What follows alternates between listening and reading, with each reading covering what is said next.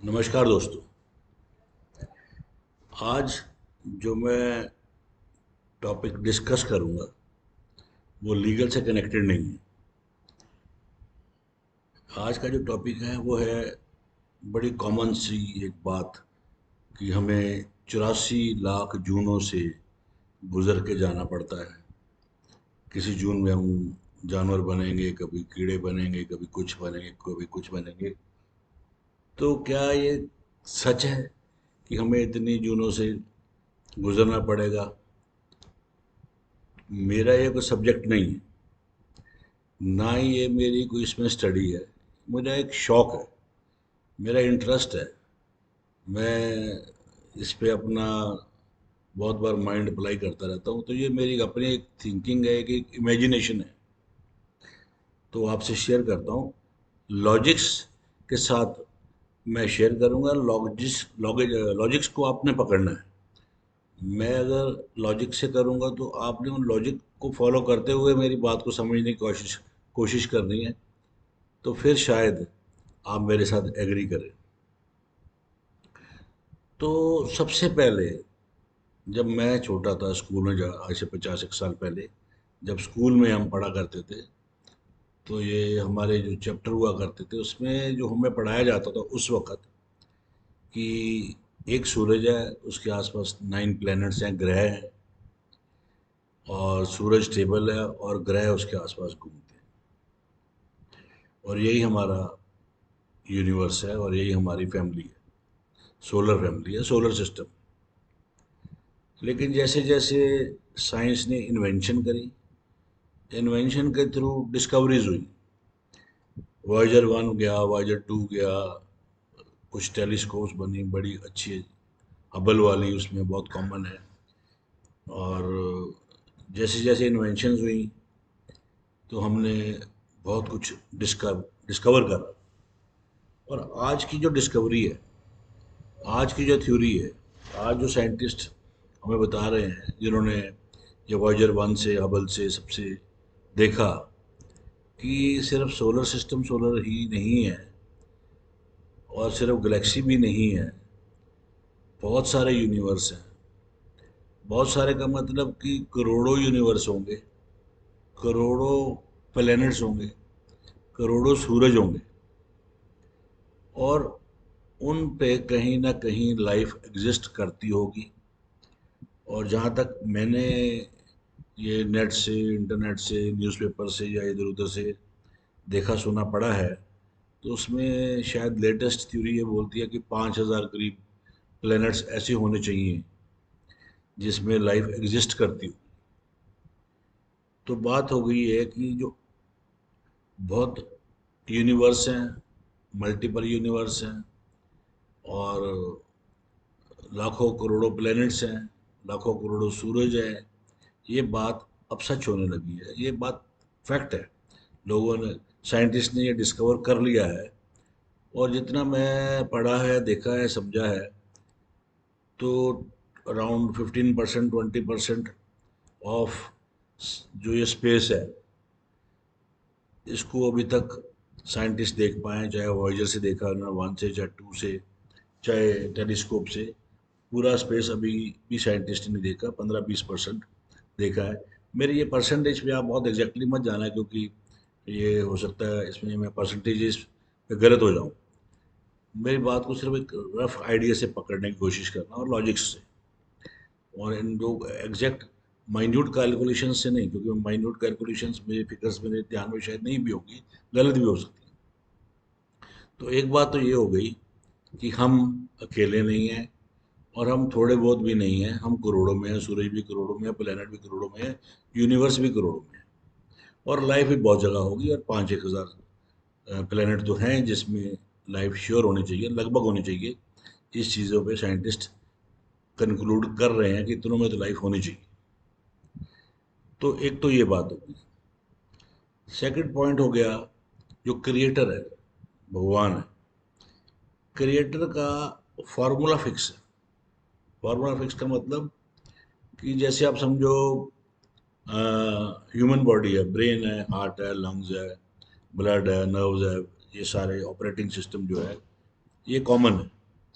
यही operating system animals में है, यही ऑपरेटिंग सिस्टम इंसेक्ट्स में है। हर लिविंग बीइंग में ऑलमोस्ट इसी तरह का ऑपरेटिंग सिस्टम है।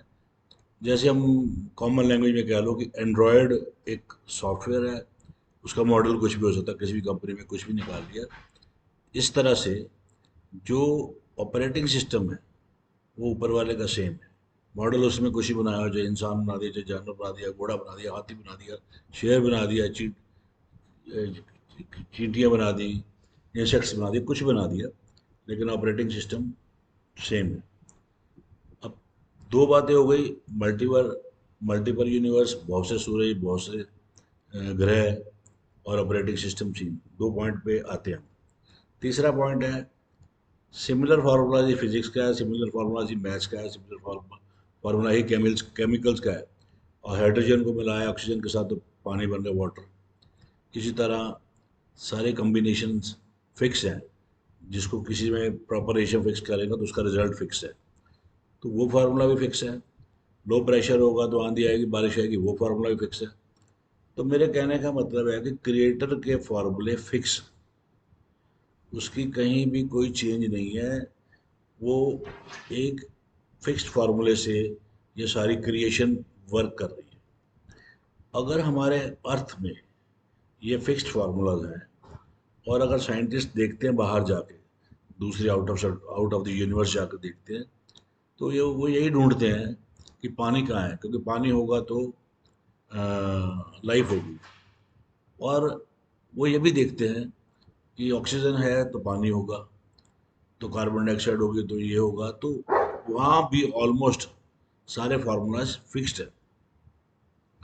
तो कहने का मतलब ये है कि जो फार्मूला इस अर्थ पे एप्लीकेबल है, वही फार्मूला बाहर की यूनिवर्स में, बाहर के प्लैनेट्स जहाँ पे लाइफ एक्सपेक्टेड हो सकती है, वहाँ पे भी यही फार्मूलाज चलेंगे।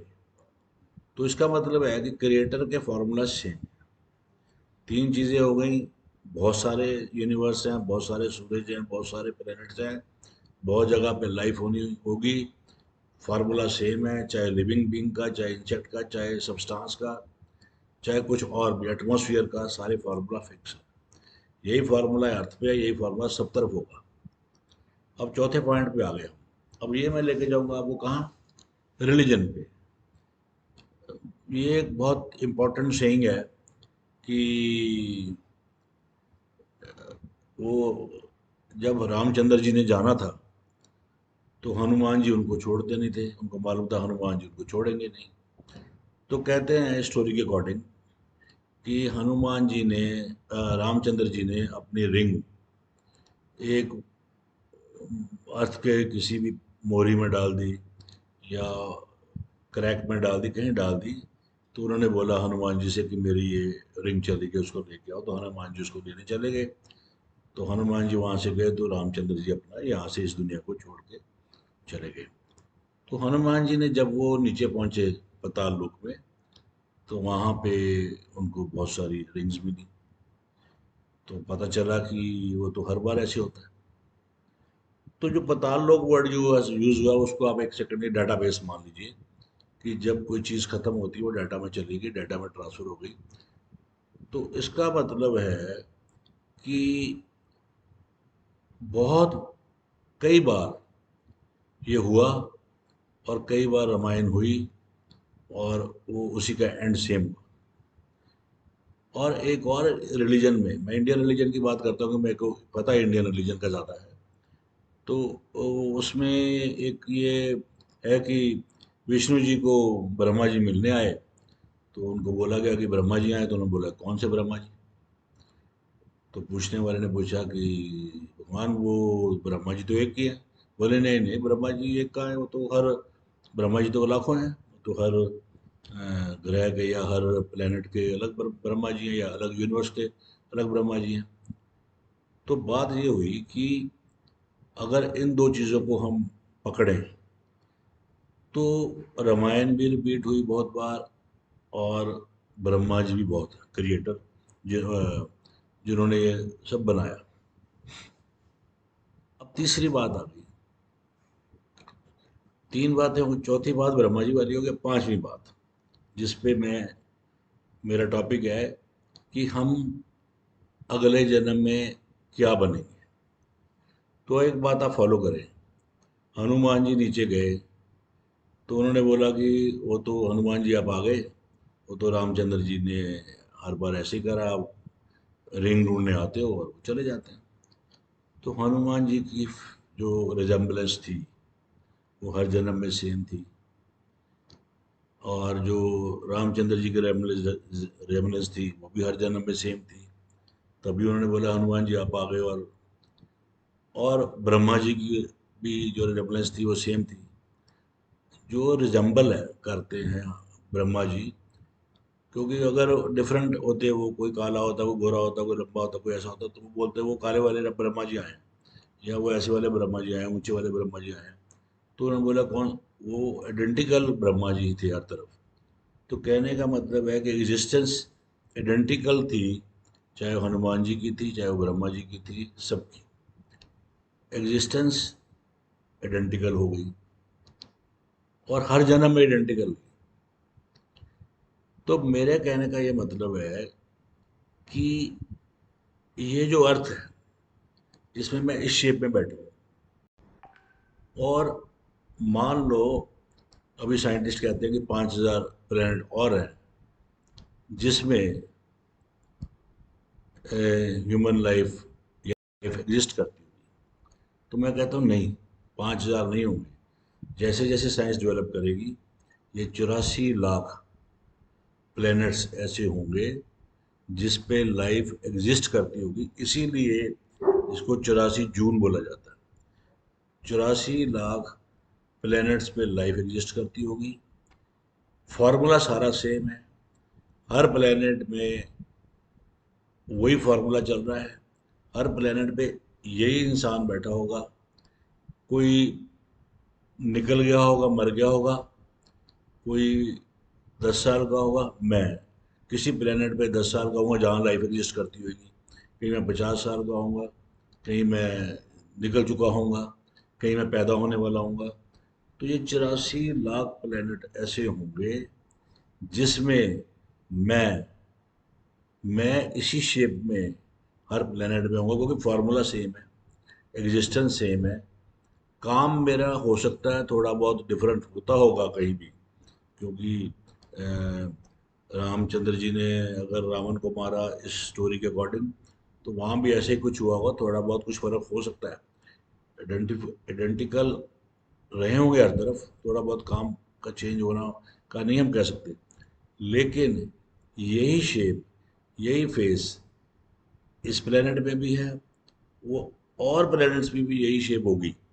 वो कुछ छोटा होगा, कोई बड़ा होगा, कोई निकल चुका होगा, जितनी भी यूनिवर्स आगे चली गई होगी वो निकल गए होंगे, जितनी यूनिवर्स पीछे होएगी, जितना स्पेस पीछे होगा, तो वो निकल आने वाला होगा, कहीं पैदा होने वाला होगा। तो जो 84 लाख जून है, मेरे हिसाब से 84 लाख प्लेनेट हैं जिसमें लाइफ एग्जिस्ट करती होगी, जिसमें आइडेंटिकल ही सारा काम होगा, यही आइडेंटिकल फेसेस होंगे, यही आइडेंटिकल काम चल रहे होंगे। और इसी को, सारे साइकिल को हम घूम के, ये सारा यूनिवर्स उस वक्त कंप्लीट हो जाएगा जब 84 लाख प्लेनेट जिसमें लाइफ है वो इवॉल्व हो जाएंगे, और वो सारा साइकिल कंप्लीट हो जाएगा। और मेरे हिसाब से यही 84 लाख जून है। हर इंसान जो आज इधर इस तरफ ऐसे बैठा है, वो किसी और प्लेनेट में भी ऐसे बैठा होगा। उसकी लाइफ कम हो सकती है, उसकी लाइफ ज़्यादा हो सकती है। वो पैदा हुआ होगा, वो 10 साल का होगा, वो 20 साल का होगा, 25 का होगा, 50 का, 70, 75, लाइफ स्पैन उसके अलग अलग स्टेजेस से वो चल रहा होगा, लेकिन होगा वो सेम ही। क्योंकि एक साइंस की थ्योरी और भी है, पैरेलल यूनिवर्स की, कि हमारे जैसे कहीं और भी होगा, वो पैरेलल यूनिवर्स की बात भी चल रही है। तो मेरे कहने का मतलब है कि मैं ये समझता हूँ कि हर जन्म में, इस जन्म अर्थ पे हम दोबारा नहीं आएंगे। हमारा जन्म चल रहा है, हमारी चेन चल रही है, मेरी चेन सपोज चल रही है। मेरी चेन में हो सकता है मैं लाख प्लैनेट्स से घूम चुका होऊंगा, अभी मेरे और प्लैनेट्स बाकी होंगे, पीछे आने वाले और प्लैनेट होंगे, तो मैंने 84 लाख प्लैनेट्स में यही काम करके एक साइकिल घूमेगा। तो मेरे हिसाब से जो इंसान, जो जानवर, जो कुछ आज है, वो हर प्लेनेट पे वैसा ही होगा, उसी ही तरह का काम करता होगा, और इसी फॉर्मूले से वो जी रहा होगा। कुछ चला गया, कुछ आने वाला होगा। इसको सीरियसली मत लेना, क्योंकि मैं कोई मास्टर नहीं हूँ, मेरी अपनी इमेजिनेशन है। Thank you so much.